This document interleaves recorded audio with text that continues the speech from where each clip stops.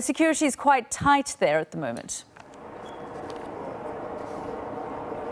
Certainly is, Yalda, and as if to illustrate your point, I hope you can hear me above helicopter up above, a police helicopter, I think. There are a huge number of security personnel here in Hamburg, in the region of 20,000, and I guess we should expect that when the world's most powerful people come to town. But not everyone is happy that they're here. Hamburg has a long tradition of left-wing activism and protest, and we're definitely seeing that. We're expecting later on a big protest not too far from where I'm speaking to you from, but there were also protests yesterday. I met protesters in a couple of different places, one during an event that was titled "I'd rather dance than go to the G20", and then another I met at a camp in a churchyard where people who've come from not just all over Germany but all over Europe were staying and preparing for today's protest.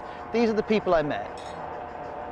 So self-called leaders of the world come here and they say they want to solve problems in the world, but really it's the reason why the world is so violent and where many people live in poverty. Why is the system not working, do you think? The only thing that rules everything is money and making profit. We're privileged here in the northern world, so we could lean back and say, oh, everything is okay, but the world is not okay, I believe. Why are you here? Why are you protesting? It's important because you have the biggest meeting of all of the leading rulers of the main countries in the world, the G20, and I don't like, and I'm sure as many of my other people here don't like some of the politics that they're doing, especially that of Erdogan, of Putin, and of Trump. And if they're all here, what better way to exercise our democratic rights and to show that we are not in favor of a lot of the policies that they're doing. Some people here seem opposed to the G20 existing. Do you agree with that, or just that you would like it to do things differently? I do disagree. I don't think that's very democratic. It's almost like in a family, if only the man or the woman can make the decisions. We're one world now. We know this. It's 2017. Why does not everyone have a place at the table? Yeah, hi, I'm Ros from BBC.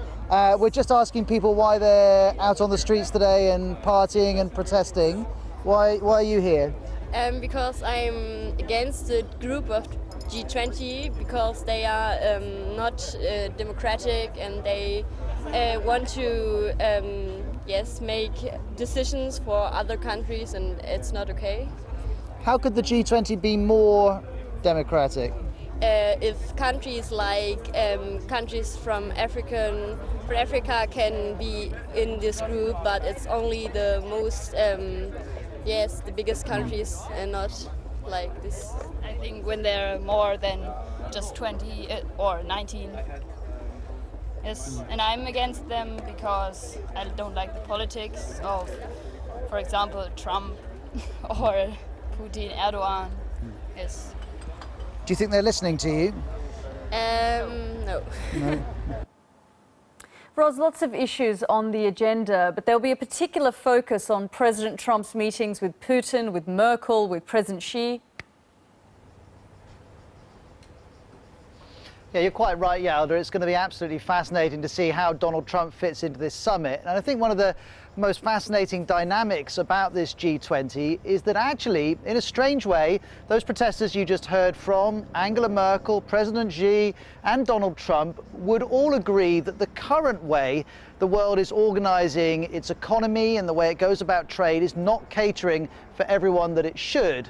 But of course, they all have quite different analyses of how globalization should evolve in order for that to be fixed, and how those issues play out in the personal dynamics between these very powerful people is going to be absolutely fascinating. I think the single biggest meeting we are looking ahead to is Vladimir Putin meeting Donald Trump for the first time, and we should definitely emphasize, Yalda, that in his speech in Warsaw today, President Trump accused Russia of destabilizing Ukraine. That was the sharpest language Mr. Trump's used with reference to Russian involvement in Ukraine, and how that impacts on how the two men's conversation goes, we shall have to see.